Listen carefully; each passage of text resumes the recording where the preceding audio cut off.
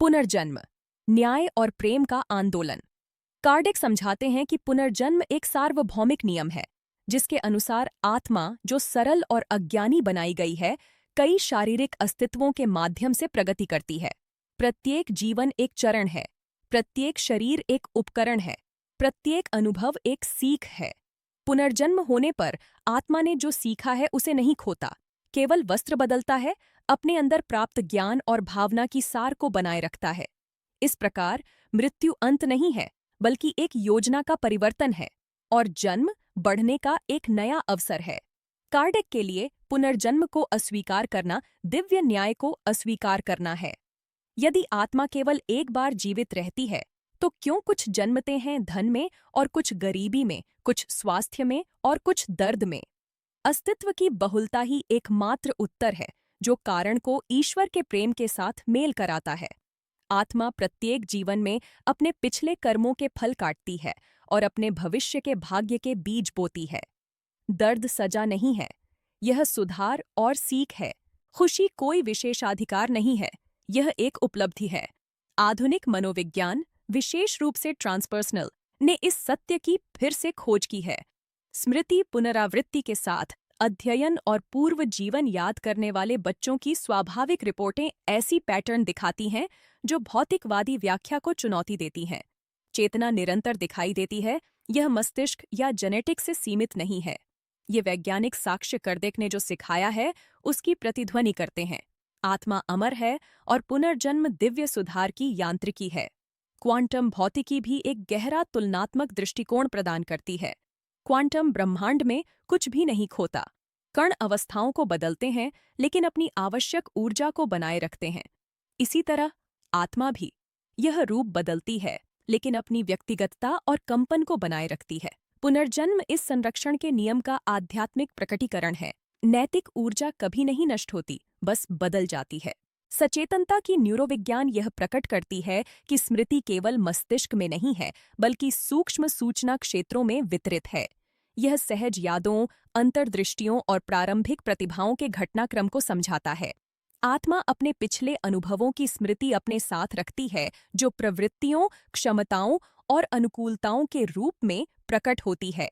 प्रत्येक अस्तित्व पिछली का एक प्राकृतिक निरंतरता है।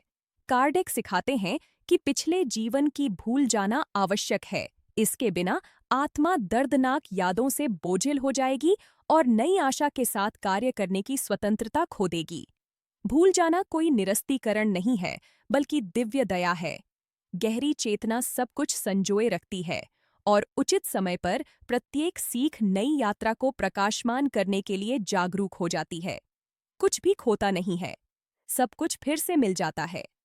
आध्यात्मिक एपिजेनेटिक्स को इस नियम का भौतिक प्रतिबिंब माना जा सकता है। अनुभव, भावनाएं और जीवन के व्यवहार आने वाली पीढ़ियों के जीन अभिव्यक्ति को प्रभावित करते हैं, यह दिखाते हुए कि सीखना जैविक और आध्यात्मिक दोनों रूप से विरासत में मिलता है।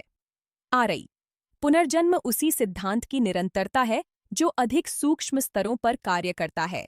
आत्मा अपने भाग्य का निर्माण करती है और अपनी आवश्यकताओं के अनुसार अपने शरीर को समायोजित करती है। कार्डिक बताते हैं कि परिवार, मित्रता और प्रेम के बंधन एक जीवन से दूसरे जीवन तक कायम रहते हैं। पुनर्मिलन, सद्भाव और तत्काल असहमतियां कोई संयोग नहीं है, बल्कि पुराने जीवन के प्रतिध्वनियां हैं।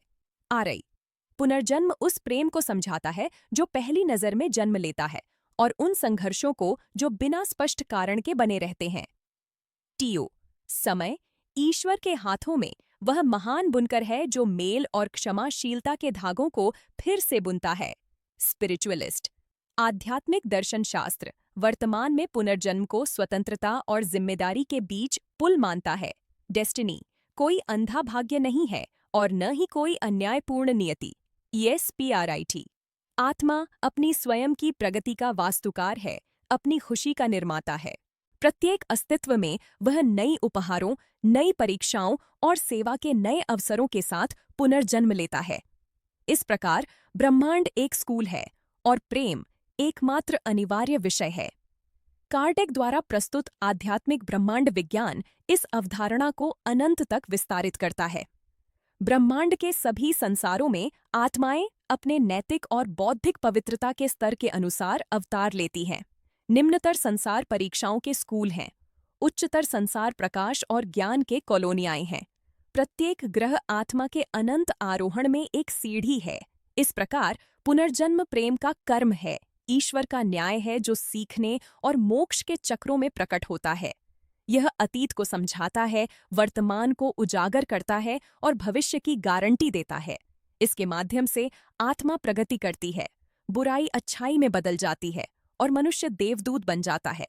यदि इस विचार ने आपको आशा और शांति दी है तो इसे साझा करें, क्योंकि पुनर्जन्म को समझना यह मानना है कि अनंतकाल एक स्कूल है और जीवन ईश्वर का प्रेम और नवीनीकरण के अध्यायों में लिखा गया पाठ है।